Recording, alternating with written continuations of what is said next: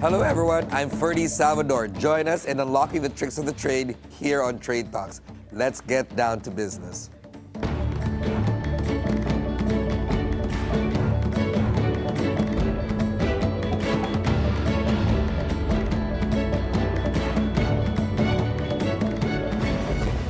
If you're looking for a unique dining experience, head over to Mrs. Saldo's in Cavite. You can enjoy not delicious food, but a full dining experience with an amazing ambiance.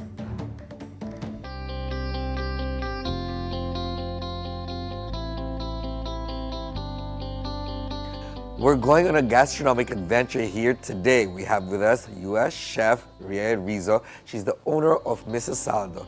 Good morning, Chef. Hi, good morning. Please excuse my voice. I'm just super excited. And of course, you can't do anything if it's a live show. But I'm going to try my best for you today since you came all the way from Cavite. Thank you for having me. Tell me, Chef, why Cavite of all places? Well, I live there. I want to be in close proximity to the restaurant. And it's this property that we found about maybe 7 years ago. And when I saw the terrain, it was just so beautiful. I fell in love with it, and I decided to build a restaurant there. You were trained in Ubud as well as part of your very, very varied culinary experience. Thank you. Did it remind you of Bali, Indonesia? It definitely inspired me to include that lush jungle feel look of Bali in the property. Yeah, there's a lot of beautiful restaurants in Cavite and Tagaytay area, but there is also a difficulty of, how should we say, guests during the weekday. Correct. How do you manage to make sure that the business keeps rolling without compromising, obviously, operations, quality, and of course, the bottom line? That's when I feel like as leaders, right, in our businesses, we have to be very creative.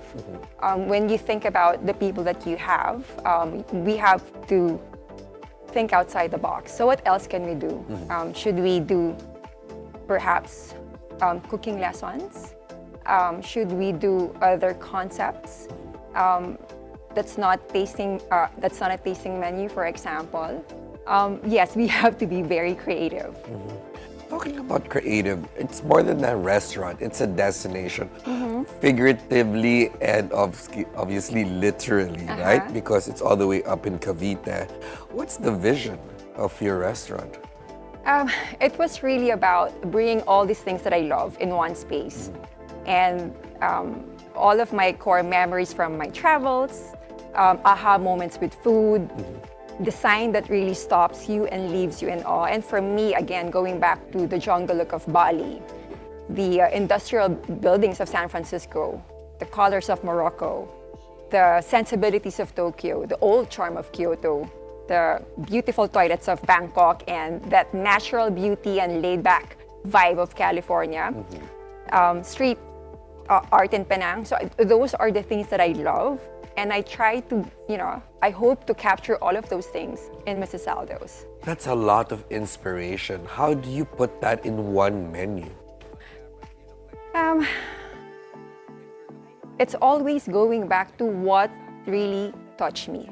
Core food memories, aside from design, aside from moments, right? So the best curry that I had, for example, in Indonesia. So I try to go back there and learn how it's done the right way. And I just try to put my spin on that. A lot of the food that we do in Mrs. Saldo's, it's very much like a little bit of French Californian, definitely Asian, and New American. So it's just really like finding all of those things in the spaces that I love and bringing those flavors back in Cavite. They say restaurateurs are either super resilient, and masochists, or crazy for putting together a restaurant because it's not an easy industry. No, it's not. So did you have the cold feet going into venturing in especially a restaurant of your own, building, putting things together? Because that's a pretty big investment. In the beginning, yes, right? Obviously, the pursuit of opening your own restaurant, that's the big dream, right? Yes. But later on, I realized a dream as big as that, it also comes with huge responsibilities. So the same passion that fueled me through seeing the project until the very end, Right. building the structure, creating the menus and the drinks. Was it a nightmare? It's something that I love doing. And, you know, you realize as, again, going back to being a leader in our businesses, the decisions that we make, they have a huge impact on our people and their lives. So for me, it started, yes, with this passion, but then later on, it became now a purpose. What mistakes did you learn from during the process of putting together Mrs. Saldo? I'd like to hear that part. Many things. Like sometimes, when you think in your head it's something that people will like, and you do a lot of kitchen testing, right? And you insist on serving that. But when you realize it's no, Rhea, it's not working out. So we have to be also, as a creative, we have to be humble enough to know what's working and what's not. Again, when you realize it's bigger than you, right? Now you have a lot of people to think about. So you have to make smart and the right decisions always at the end of the day. So, what decisions have you made that directly impacted your team members?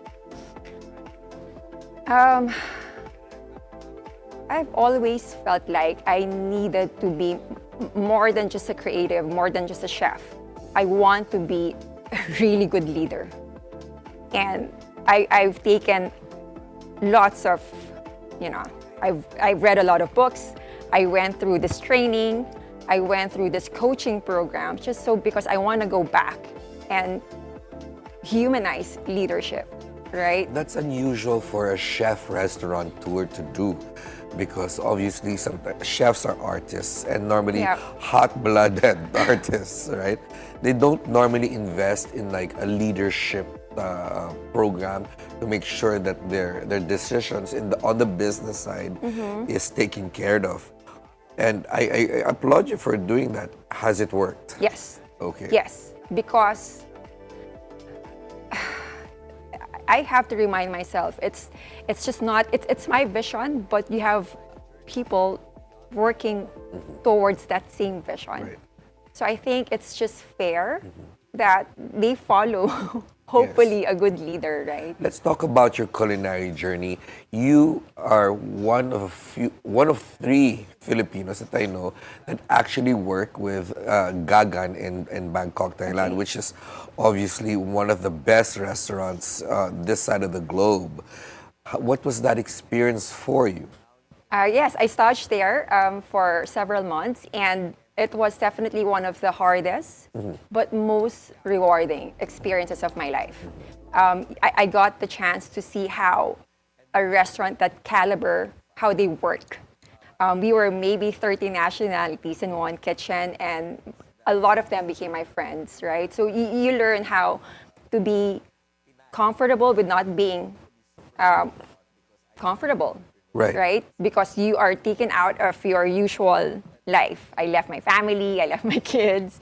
I tried to learn the language and tried to like really work together with different kinds of nationalities. Yeah, so it really pushes you to get out of your comfort zone. That's a Tony experience. In fact, I met you there. Of course, you meet a million people a day, but I distinctly remember meeting you there in 2017. Let's talk about what you've learned and how you use food to narrate a story or storytelling through your food. How do you do that?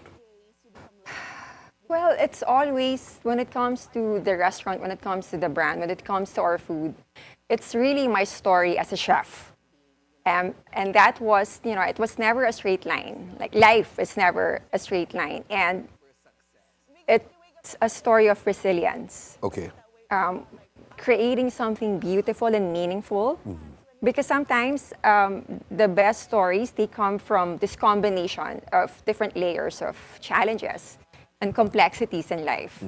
So I try to put all of those experiences on the plate. Absolutely amazing. And what would you call your cuisine?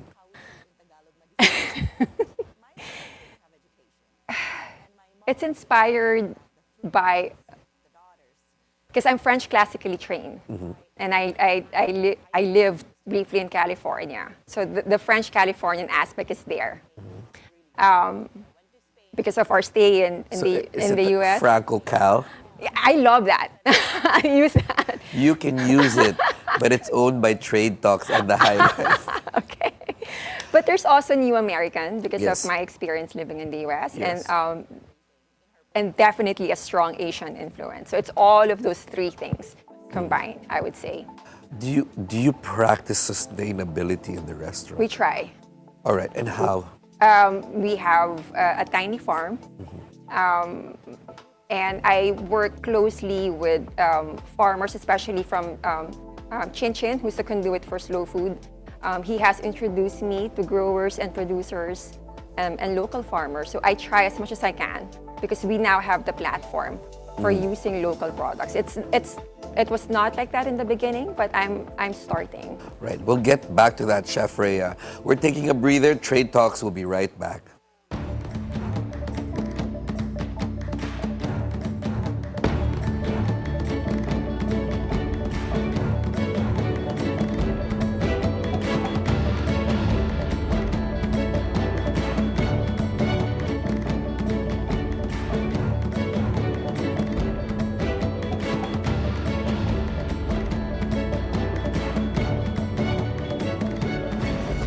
We're back on Trade Talks to continue our conversation with Chef Rhea Rizzo, owner of Mrs. Saldo's.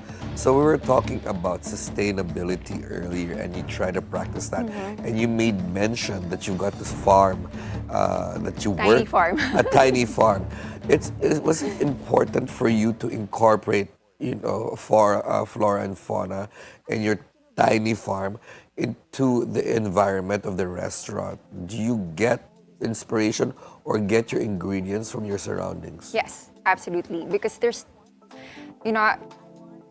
the freshness that comes from when you just harvest arugula, for Right. example, or basil or tarragon. It's really different. And I love it when my staff also gets very excited to go out to the small garden and whatever we grow that day, whatever's available that day, that's what we use for the do you meals. change your menu every day?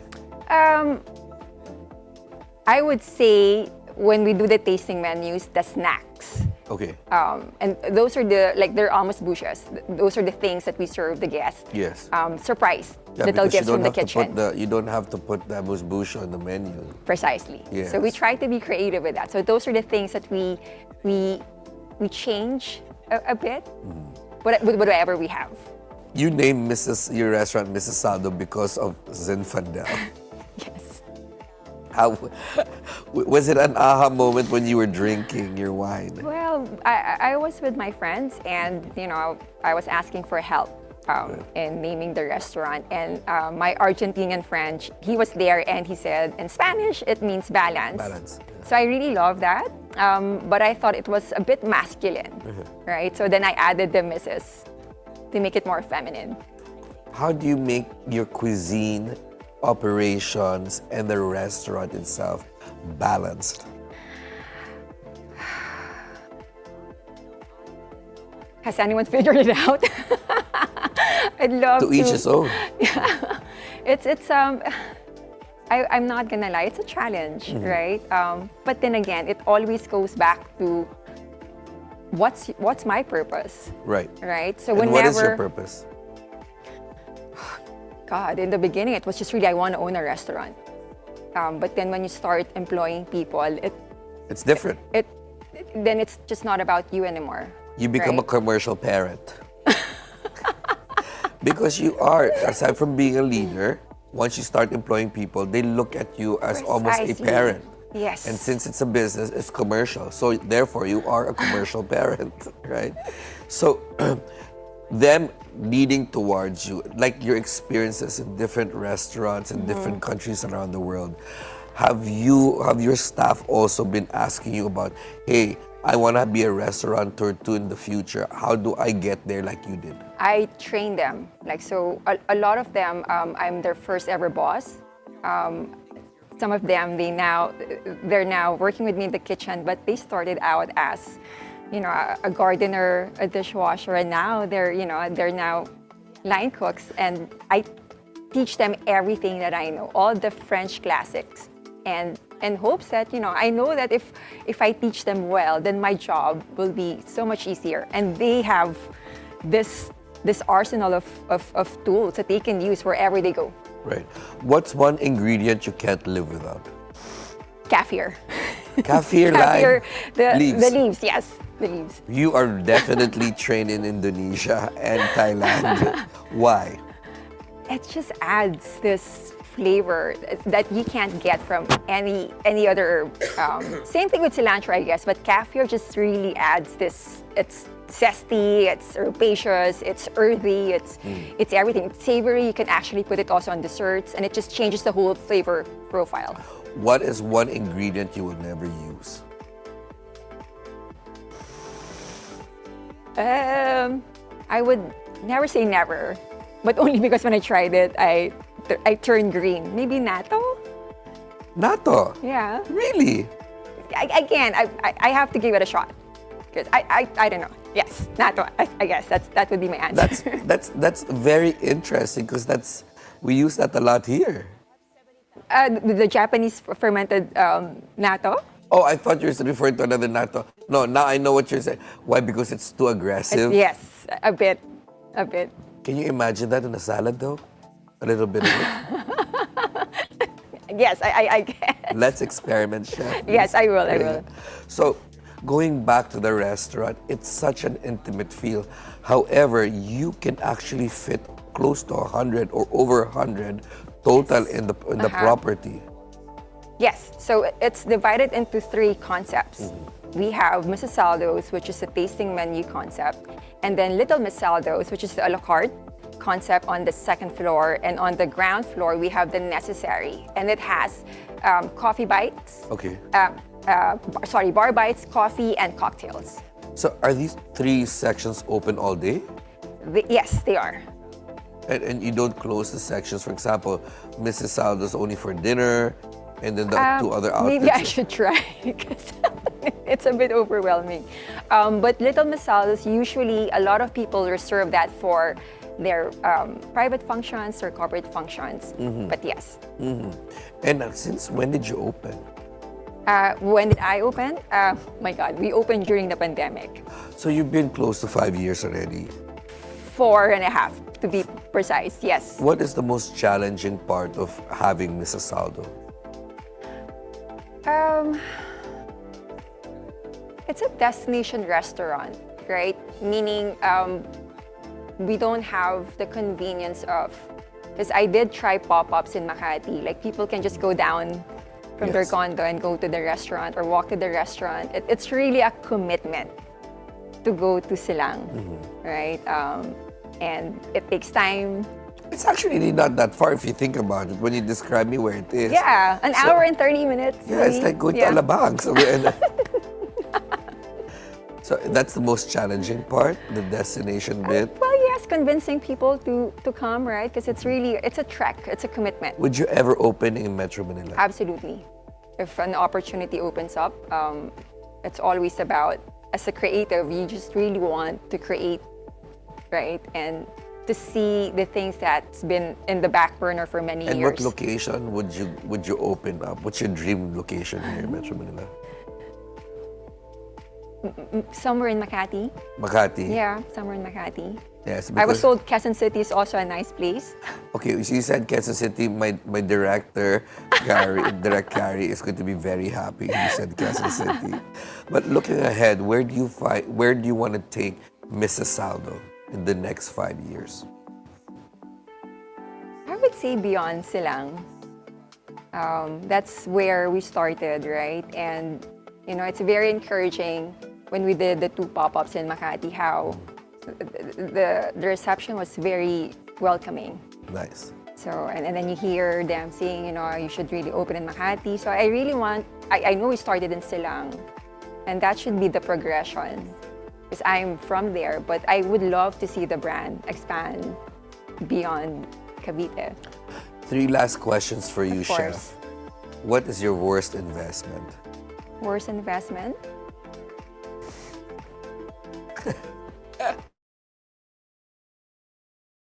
It can be a bag, it can be a person, it can be whatever you want. Oh my God, I didn't.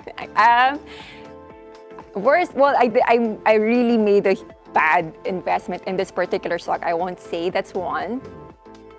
I would say, well, I shouldn't say that because I was gonna say investing in the wrong people, but perhaps at the time they were not the wrong people. I was the wrong leader. Okay. So, best investment.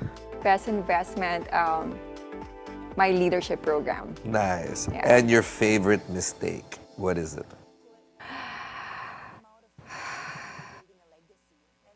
I think all of my mistakes are Favorites? favorites because they really they help me grow, and they're so painful that I'm reminded to never ever do them again. Okay.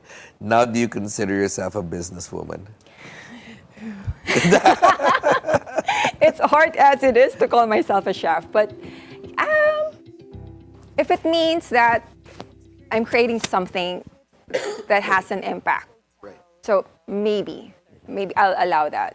As long as I'm creating something that leaves an impact, maybe. Thank you so much, Chef Ria. I had a very interesting conversation. Oh, with thank this you. morning. Thank you for having me. Thank you for being here. And that is it for today's show. I'm Ferdi Salvador. Catch the Bilyonaryo News channel on Free TV Channel 31 and on cable via Cignal Channel 24. Thanks for watching the Bilyonaryo News channel. Always on top, and sorry for my voice.